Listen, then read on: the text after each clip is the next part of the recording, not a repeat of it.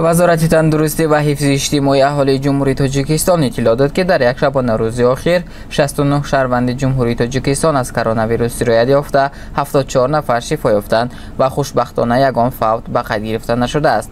باید گفت که پس از پیدا شدن سر و صداها در شبکه‌های اجتماعی، بالاخره روز 21 یون ستاد جمهوری عاید به پرزور نمودن چاره‌های ضد اپیدمی و پیشگیری از انتقال و پنه‌شوی بیماری سرایتی کرونا ویروس در جمهوری تاجیکستان از جای داشتن حالت‌های سرایت شهروندان مملکت و بیماری کرونا ویروس اطلاع داد.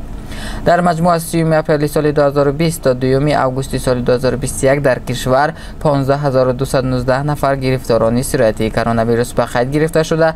از این شماره تا سنه ذکر گردیده 14705 نفر شفا یافتند و بر اثر بیماری مذکور 121 نفر فوت دیدند.